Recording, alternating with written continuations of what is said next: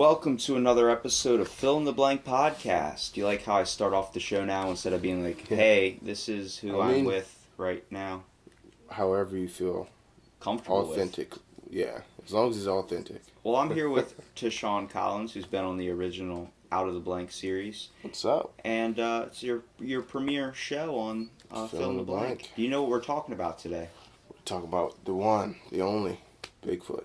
Bigfoot. Man or myth, or some type of species? Well, Bigfoot in North American folklore, also known as either Bigfoot or Sasquatch, are said to be hairy, upright, walking, ape-like creatures that dwell in the wilderness and leave footprints. So already, it's not one man. Yeah. The video of the guy walking, that's been proven false multiple times. But one guy. now they're talking about a species, so like a type of Neanderthals. Yeah. What do you think about that? I actually heard a little bit about that, and it was on. I was watching something. I don't know what it was on, but The X-Files? Yeah, or the Joe Rogan podcast probably. But they were talking about how they believe that they had found skeletons of extinct, huge apes. Prehistoric. Yes, and they've tried to link it to Bigfoot. They're like, maybe this is what they have been talking about, and maybe there's still a small group of them still out there. So, well, with Joe Rogan, he's already proven that Bigfoot is false, because he did a show called Joe Rogan Questions Everything. Yeah. And they went and spent so much time, and he wants to believe Bigfoot's real. He does. I believe, I'm not going to take it away from anybody. I still do. I still believe it. Somewhere. It's nice to know that there's like a mystical thing. I always remember Bigfoot from the Tenacious D movie. Yeah. With Jack Black riding on his back and Sasquatch like, Bigfoot is my daddy and he's here to protect. If you put it into context, we still are finding different species of fish and mammals. So don't forget about the dino fish. Yeah, exactly. That documentary is on Netflix. And I didn't even know about it. Yeah, the coast of Somalia. So, they're blowing up. Bigfoot has to be out there somewhere. Maybe in another galaxy. We don't know. So depictions often portray them as the missing link between humans and human ancestors. They are strongly associated with the Pacific Northwest, particularly Oregon, Washington, and British Columbia. Individuals claim to see these creatures across North America. Over the years, these creatures have inspired numerous commercial ventures and hoaxes. The plural nouns Bigfoots and Big Feet are both acceptable. What's one commercial you've seen Bigfoot in? Oh, the Jack Glink commercials come to mind real quick. But Sasquatch. those are so funny, though. Messing with Bigfoot? Yeah.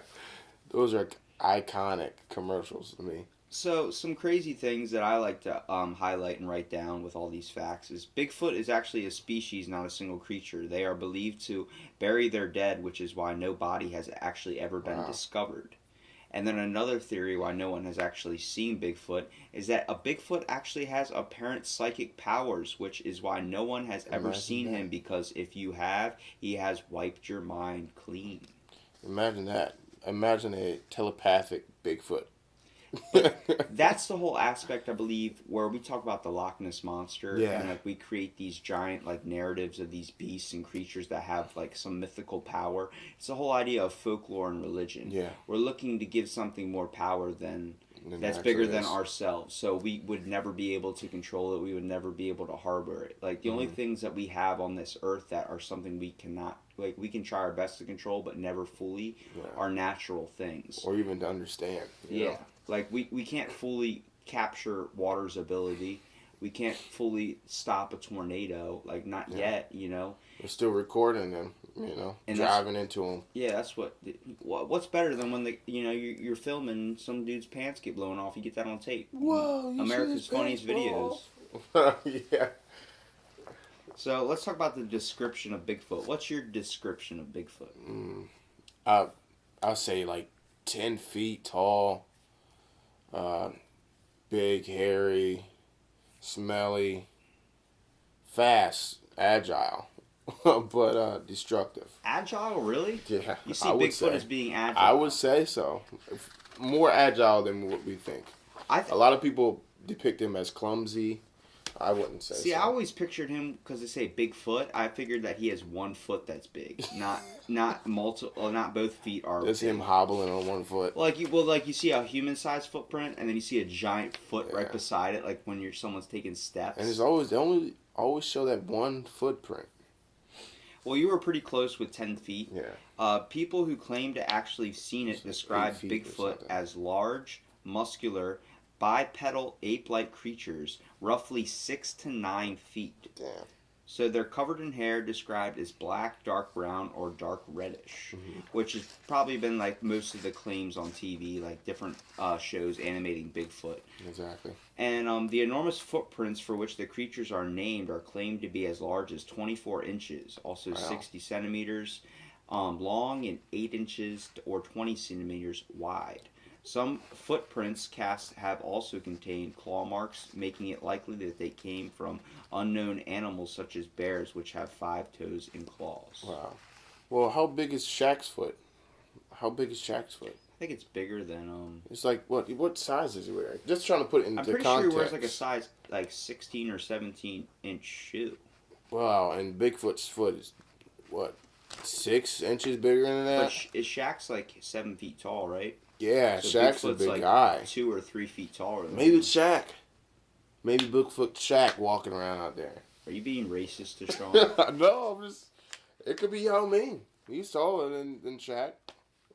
You never know. Yeah, maybe it's just a freaky, hairy, tall, like Hungarian dude. Yeah. And it's like his whole ancestors. Everyone keeps seeing. I keep getting mistaken for Bigfoot. Oh man, that's crazy. Please don't run. Please don't run. I am friendly. Oh, that'd be funny. According to David Day Ling, the legends predate the name Bigfoot. They also differ in details both regionally and between families in the same community. Ecologist Robert Pyle says that most cultures have accounts of human-like giants in their folk history, expressing a need for some larger-than-life creature, like I was saying. Yeah. Each language has its own name for this creature, featured in the local version of such legends. Many names meant something along the lines of wild man or hairy man, although other names described common actions that it was said to perform, such as eating clams or shaking trees. Chief Michel of Lytton, British Columbia, told stories such as the Charles Hill trout in 1898 that named the creature by a Shaliashan variant, meaning the benign-faced one. What the world? So they're seeing Bigfoot all over the world, and not only that, like, he eats clams, and he eats... That doesn't make any sense. He definitely eats people. Like, you gotta think, yeah, a giant creature like that, you're not living off a vegetarian. seafood diet. I mean, obviously, like, I'm seeing pictures of him. He's It takes ripped. a lot of protein to fuel that man. a picture bodybuilder. You know how much protein and that they eat? Imagine Bigfoot. How does he stay fit? How does Bigfoot work out? That's the documentary I want to read. I don't want to read the one where we're looking for Bigfoot. I want to know how Bigfoot would work out. Apparently, he shakes trees. He does squats with trees. He takes them out of the ground, squats with them or something. Maybe that's where Bigfoot is right now. He's in Canada helping the lumberjacks. Yeah, he could be. That's why they still use axes Getting and paid. stuff, because Bigfoots just walk around punching down Getting trees. paid in fish and greens. So the local version of Bigfoot, the stories are similar to each other in general descriptions. They're actually the Native Americans were some of the first people that recount the tellings of Bigfoot. I believe him. But details differed among various family accounts incurring the creature's diet and activities. Some regional versions tell of a more threatening creature, where it's like a nocturnal race, that children were warned against saying the names, lest the monsters hear and come to carry off a person, sometimes to be killed. In 1847, Paul Kane reported stories by the Indians about skookums, a race of cannibalistic wild men living on the peak of Mount St. Helens in southern Washington state. Less menacing versions have also been recorded, such as one in 1840 by Elenaka Walker, a Protestant missionary who recorded stories of giants among the Indians living near Spokane, Washington. The Indians said that these giants lived on and around the peaks of nearby mountains and stole salmon from the fishermen's nests. That would make sense, because I don't really see Bigfoot, even in the beef jerky commercials. Like, he eats protein, but the whole fact, like, he's not really hunting for himself, killing for himself. He's more like just taking, like, scavenging like a bear would. Exactly. Like if a bear, instead of going to hunt for its food, has an open thing of fish right out in the open, all he has to do is scare you to get it. He probably hibernates too, like bears. I would say. Maybe he's in a long coma right now. Yeah, maybe. That's why no one's seen him in like a while. Maybe. Well, in the 1920s, Indian agent J.W. Burns compiled local stories and published them in a series of Canadian newspaper articles. They were accounts told to him by a certain type of Native American people. I can't pronounce the name, so I'm not even going to try. They were offended by people telling them that the figures were legendary. According to these people, the Sasquatch preferred to avoid white man and spoke the Lilipo language of the people at Port Douglas, British Columbia, and the head of Harrison Lake. These accounts were published again in 1940. Burns borrowed the term Sasquatch from the people and used it in articles to describe a hypothetical single type of creature portrayed in the local stories. So the whole idea, I feel like it's some guy popularizing a certain type of legend to get money from it, because he was the one that popularized it. There's money in everything, man. People try to make money out of everything. The whole idea of Roswell, New Mexico now is like if you go there, their McDonald's is in the shape of an alien. Like that whole town is inspired. What? Like their McDonald's is a UFO. And it's like, it's a normal McDonald's, but it's in the shape of UFO. They're all like, welcome, we've seen aliens. Like, there's alien prop stuff everywhere. And that's the whole town because it's known as Roswell, New Mexico, the alien crash and all that. So it's like, the whole, like, you don't think when you think of Loch Ness, you don't think of it as like an old Scottish land. You think of it as sort of the Loch Ness Monster is. So they popularize it. Come see the Loch Ness Monster. It's how that town makes money. That makes sense. They'll bring some money in for sure. So sightings. About 1/3 of all claims of Bigfoot sightings are located in the Pacific Northwest, with the remaining reports spread throughout the rest of North America. Bigfoot has become better known as a phenomenon in popular culture, and sightings have spread throughout North America. Rural areas of the Great Lakes region and southeastern United States have been sources of numerous reports of Bigfoot sightings, in addition to the Pacific Northwest. The debate over the legitimacy of Bigfoot sightings reached a popular high in the 1970s, when Bigfoot has been regarded as the first widely popularized example of pseudoscience in American culture. So proposed explanations for sightings. Various explanations have been suggested for the sightings and to offer conjecture on what type of creature Bigfoot might actually be. Some scientists typically attribute sightings either to hoaxes or misidentification of known animals and their traits, particularly black bears. Because have you ever seen a bear stand up? Yeah, and a lot of people, they get those confused. They walk like people. And they're huge. Like they're the size of Shaq, and they walk like a normal person. Like it can run like a normal person. I mean, I don't know up to how many yards that they can stand on their hind legs like that, but it's impressive, man. It's like when you have the dog that dances and stands up on its hind legs and can hold it for a really long time. That's what a bear can do. That's what a bear can do. So misidentification. In 2007, the Bigfoot Field Researchers Organization put forward some photos which they claim showed a juvenile Bigfoot. The Pennsylvania Game Commission, however, said that the photos were a bear and basically a bear with mange. So there you go. I mean, they proved it wrong. But the whole aspect of like, it looks like a person. Like I'm looking at the picture. You see the picture?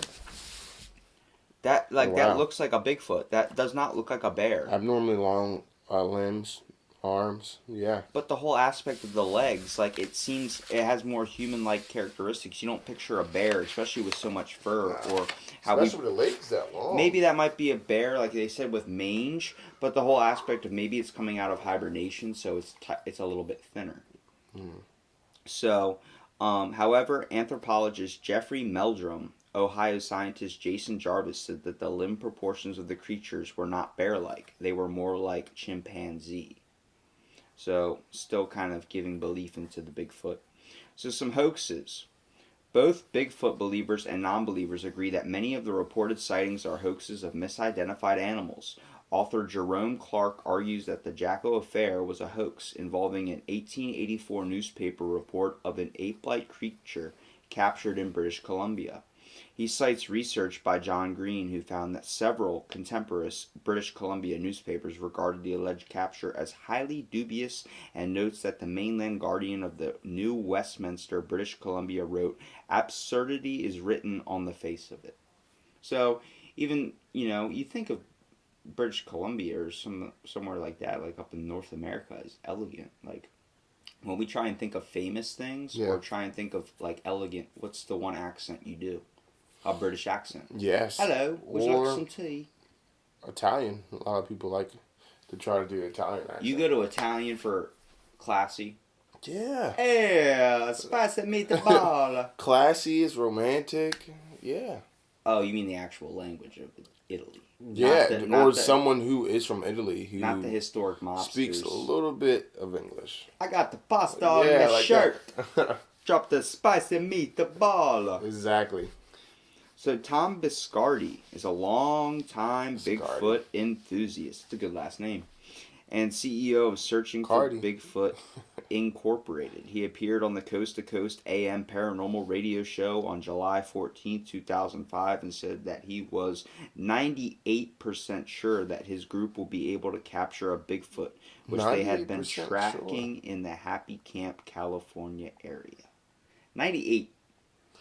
That's like the germs that say 99.9% of bacteria is killed. What about that 0.1%? That's what's going to do. How many people was on his team? We were going to find. I hope it mentions it in the article, because I will be upset with myself if it doesn't happen. What? Well, a month later, he announced on the same radio show that he had access to a captured Bigfoot and was arranging a pay-per-view event for people to see it.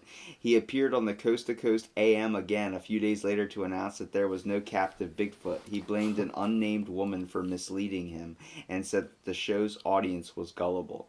That was a giant ploy to get money, because they highlighted pay-per-view event. So all these people back then, you can't do free cable yet. Like, you don't have the ability to try and hack into that yet. So all these people paid money and they never saw a Bigfoot in the thing. It's like when you watch the whole episode of Ghost Hunters and then they don't find a ghost, and at the ending, after watching for like 45 minutes, well, looks like there's no ghost here. It's like, well, thanks. I just wasted a good 45 minutes of my life I'm never going to get back. Never, ever, ever. Well, on July 9th, 2008, Rick Dyer and Matthew Whitten posted a video to YouTube claiming that they had discovered the body of a dead Sasquatch in a forest of northern Georgia. Tom Biscardi was contacted to investigate. Dyer and Whitten received United States $50,000 from Searching for Bigfoot Incorporated as a good faith gesture. The story was covered by many major news networks, including BBC, CNN, ABC News, and Fox News. So, wow, Fox actually went after something that's not black on white crime. Congratulations. Soon after a press conference, that alleged Bigfoot body was delivered in a block of ice in a freezer with the Searching for Bigfoot team. When the contents were thawed, observers found that the hair was not real, the head was hollow, and the feet were rubber. Dyer and Whitten admitted that it was a hoax after being confronted by Steve Coles, executive director of SquatchDetective.com. In August 2012, a man in Montana was killed by a car while perpetrating a Bigfoot hoax using a ghillie suit. Oh my goodness. In January 2014, Rick Dyer, perpetrator of a previous Bigfoot hoax, said that he had killed a Bigfoot creature in September 2012 outside of San Antonio, Texas. He said that he had scientific tests performed on the body, from DNA tests to 3D optical scans to body scans. It is a real big deal. It is Bigfoot, and Bigfoot's here, and I shot it, and now I'm proving it with all these different types of scans. Okay, so it seems like these are really people that are going for attention in a way. He said that he kept the body in a hidden location, and he intended to take it onto a tour across North America in 2014. He released photos of the body and a video showing a few individual reactions to seeing it, but never released any of the tests or scans. He refused to disclose the test results or to provide any biological samples. He said that the DNA results were done by an undisclosed lab and could not be matched to identify any known animals. Dyer said that he would reveal the body and tests on February 9th, 2014 at a news conference at Washington University, but he never made the test results available. After the Phoenix tour, the Bigfoot body was taken to Houston. On March 28, 2014, Dyer admitted on his Facebook page that his Bigfoot corpse was another hoax. He was paid by Chris Russell of Twisted Toy Box to manufacture the prop, which he nicknamed Hank, from latex foam and caramel hair. Dyer earned approximately $60,000 from the tour of his second fake Bigfoot corpse. He said that he did kill a Bigfoot, but did not take the real body on tour for fear that it would be stolen. Wow, it seems like it's a good way to get paid. It seems like there's a lot of money in it. So there's actually a term for apparently the species. It's called the Gigantopithecus. Bigfoot proponents Grover Krantz and Geoffrey H. Bourne believe that Bigfoot could be a relicit population of Gigantopithecus. Apparently there were fossils in Asia, but according to Bourne, many species of animals migrated from the Bering Land Bridge, and he suggested that this type of species, that the fossils have been found in America and then recovered and are mandibles and teeth, leaving uncertainty that the Bigfoot's location. This is like the weirdest species name I have ever heard. It's literally Gigantopithecus, basically. Could have been bipedal based on his exploitation of the shape of a man-datable fossil that could be prehistoric based on Neanderthal bones. I don't know what that meant, but the bones obviously look like coral, and it says it's a fossil jaw of an extinct primate. Now that is true. I do believe that there might be a type of thing, but I don't believe it's as prehistoric as they're making Bigfoot sound. I will lean on that. I'll go with that as well. Because, like, we have Neanderthals. There's Neanderthals, and then there's Homo sapiens. And we got to catch one of these things and see what it is. You want to go Bigfoot hunting after this? I got a couple butterfly nets. I don't think I have a needle that'll penetrate them. Tranquilize them? Let's get some tranquilizers. We just lure them in with a bag of beef jerky. Oh, of course. You got to have the jerky. Isn't that what attracts them in the commercial? Yep. That's messing with Sasquatch. Is that messing with Bigfoot? Nah, Sasquatch is the same thing as Bigfoot, isn't it? That's what we learned in the article. I was paying attention. I was making sure you were listening. That's a different name.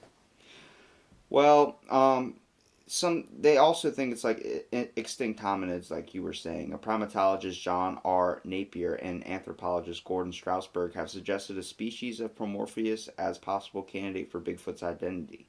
With its gorilla-like crested skull and bipedal gait, despite the fact that the fossils are only found in Africa. They think that this certain type of species might have somehow also originated here instead of Africa.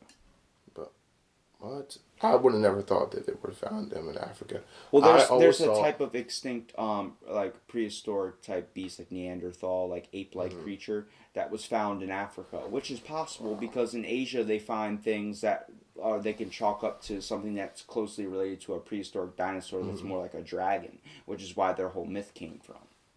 I always thought that, if anything, they would find them up in the mountains, Appalachian Mountains or something. What's the difference between a Sasquatch, a Yeti, and a Bigfoot? Because you think of Yeti as cold, right? Yeah. Now, is the Abominable Snowman? That's one I got to look up, too. So Yeti, you're right, Yeti... Could that be a form? It could be different family. It could be like a cousin of it. Much like how I'm white and you're black. Mm-hmm. Is that the same thing with Bigfoot? Is Bigfoot and the Abominable Snowman, one has white fur, one has black or brown fur? And who's the biggest? Maybe the Bigfoot's the smallest of them. Who would you bet in a fight? Alright, hold on, I got a situation. Abominable Snowman, Bigfoot, Mike Tyson. Go. Oh, Mike Tyson's got them all. First round, knocked Hands out. down, everybody's walking out without ears. They probably, after the first one, once they see him bite off, not just knock one him ear, out but round both one. ears. Round one. The Yeah. Yeti and the Abominable Snowman is out of there. Gone. That's crazy to think that, all these, with scientific views, like the recognition in 2013, a zoo bank, the non-governmental organization that is generally accepted by zoologists to assign species names, approved for the registration request for the species name Homo sapien congenus, which is to be used for a reputed hominid more familiarly known as Bigfoot or Sasquatch. Wow. So they really went. Well, I mean, the first official step in having a scientific recognition of the species was a follow step up guide, which was to secure the recognition and inclusion of the DNA sample from the Homo sapiens. You want to have like evidence that you have, oh, I have DNA of this, certain thing. Well, a DNA repository whose catalog, through incomplete, is well recognized by the scientific community. Its corporation was called GenBank, which actually holds this Homo sapiens cognatus type of species DNA. GenBank, huh? Yeah, GenBank. So it provides a standardized, accepted procedures for the collection and analysis of DNA samples. So all the DNA, probably of everything through history, everything that's ever been collected, any species is banked there. It would be cool just to go. It would be cool to see and see what's bottled up. Like Russia, they're opening up is it Praetorian or Praetorian Park, which they're finally cloned the first woolly mammoth, and it's 250,000 acres. It's like that whole DNA is saved. We have DNA from saber-toothed tigers that are saved somewhere in a giant bank. Let's recreate them. There's just so much. There's just so much information from researchers to formal studies. Like in 1973, Napier wrote that if a conclusion is to be researched based on the scant evidence, the hard evidence, science must declare Bigfoot does not exist. However, he found it difficulty to entirely reject thousands of alleged tracks scattered over 125,000 square miles, or to dismiss all the many of hundreds of eyewitnesses' accounts. Napier concluded, "I am convinced that the Sasquatch exists, but whether it is all cracked up to be is another matter altogether. There must be something in Northwest America that needs explaining, and that something leaves behind man footprints that could be prehistoric." Huge man footprints, like twice. It's just one giant foot, in my opinion. Beginning in the late 1970s, physical anthropologist Grover Krantz published several articles and 4 book-length treatments of Sasquatch. However, his work has been found to contain multiple scientific failings, including failing for hoaxes. A study published in the Journal of Biography in 2009 by J.D. Lozier used ecological niches and modeling on reported sites of Bigfoot, using their locations to infer Bigfoot's preferred ecological parameters are found in very close match with ecological parameters of the American black bear. So it's already kind of chalking up to, it's definitely more likely that Bigfoot is a sighting of a black bear based on that's where the black bears live. So you got to think, why is everyone's photo, first of all, like so far and distant? Like, why isn't it focused more? I don't know, man. It's like, does nobody have a good camera in 2018? Wouldn't you want to have a focused picture of yourself? We have all these wonderful things on Instagram, all these filter effects. Can we get a good picture of Bigfoot? You'd be like Cardi B. You wake up or she gives you a drink and it's all blurry. That's what the camera's like. See, where you're chalking it up to Cardi B, I chalk it up to Bill Cosby. Waking up after a night of Bill Cosby. Exactly. Like, either or. Maybe that's when you see Bigfoot. Put this in your pudding and put this in the jerky and the Sasquatch will come and float down the meadow. Well, some Bigfoot claims. After what the Huffington Post described as a 5-year study of perpetuated Bigfoot, also known as Sasquatch, DNA samples, but prior to peer review of the work, DNA Diagnostics, a veterinary laboratory headed by the veterinarian Melba Ketchum, issued a press release on November 24, 2012, claiming that they had found proof that Sasquatch is a human relative that arose approximately 15,000 years ago as a hybrid cross of modern Homo sapiens with an unknown primate species. Ketchum called for this to be recognized officially, saying that the government at all levels must recognize them as an indigenous people and immediately protect their human and constitutional rights against those who would see in their physical and cultural differences a license to hunt, trap, or kill them. I can see right now protesters for the cult of Bigfoot. What? You know what? I could actually just imagine us like turning into Bigfoot. like just evolving into maybe Bigfoot is an evolved version. Or are we the evolved version of Bigfoot? I don't know. We decided like women so we get angry enough and instead of turning to a hawk, we turn into Bigfoot. I don't think I think of Bigfoot as passive. I don't see him as aggressive. Oh, it could be. He helps lost children find the way. And he helps fishermen. Well, he helps loggers chop down trees. Just a gorgeous fisherman. So, failing to find a scientific journal that would publish their results, Ketchum announced on February 13, 2013, that their research has been published to the De Novo Journal of Science. The Huffington Post discovered that the journal's domain has been registered anonymously only 9 days before the announcement. This was the only edition of De Novo and was listed as Volume 1, Issue 1, with its only content being Ketchum's paper. Shortly after publication, the paper was analyzed and outlined by Sharon Hill of Doubtful News for the Committee for Skeptical Inquiry. Hill reported on the questionable journal, mismanaged DNA testing, and poor quality paper, stating that the few experienced geneticists who viewed the paper reported a dismal opinion of it, noting it made little sense. The scientific magazine also analyzed the paper, reporting that geneticists who have seen the paper are not impressed. To state the obvious, no data or analyses are presented that in any way support the claim that their samples come from a new primate or human-primate hybrid. Someone at Princeton University told the Houston Chronicle, instead, analysis either come from something that is 100% human or fails in a way that suggests technical artifacts. The website for the De Novo Journal of Science was set up on February 4th, and there's no indication that Ketchum's work, the only study it has published, was peer-reviewed. So claims about the origins and characteristics of Bigfoot have crossed over with other paranormal claims, including that Bigfoot and UFOs are related, or that Bigfoot creatures are psychic or even completely supernatural. Wow. I was looking at the picture and they got the Bigfoot crossing sign. Yeah, right. Where you go into Australia, they have kangaroo crossings. You have a Bigfoot crossing. And under it says, due to the sightings in the area of the creature resembling Bigfoot, this sign has been posted for your safety. They said it's a tongue-in-cheek sign warning of Bigfoot crossings on Pikes Peak Highway in Colorado. Maybe. So let's talk about Bigfoot organizations. If you were going to start a Bigfoot organization, what would you call it? I wouldn't call it Bigfoot. What would you call it? You obviously wouldn't call your organization Bigfoot, but Sasquatch. Not Sasquatch. That is the dumbest name for a group of Bigfoot hunters. How about? I'd call it the Followers of Squatch. Let me come up with something cool here. Hold on. You're not going to beat my imagination. I'm trying to. I'm diving too deep into the realm of Bigfoot. I'm in the forest with Bigfoot. The Mountain Hunters. The Mountain Hunters. Because I think he lives up in the mountains. It sounds like they're hunting mountains.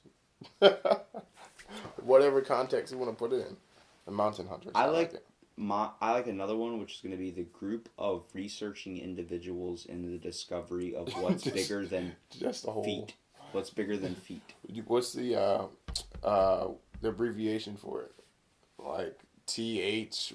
What? It's going to be like the gender thing, the LGBTQSTRNESXYNZ. Keep on adding more letters. I'm just going to have like a 50 long acronym. Yeah. What is it? What is it going to be?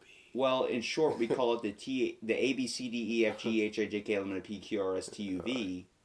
What does that mean? I don't have do you have an hour? Actually, let me go get the paperwork. Yeah. Come back. Let me come back with the whole printed out word.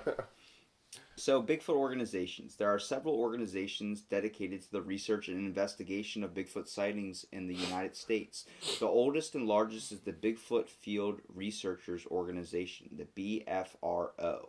The BFRO also provides a free database to individuals and other organizations. Their website includes reports from across North America that have been investigated by researchers and determined credibility.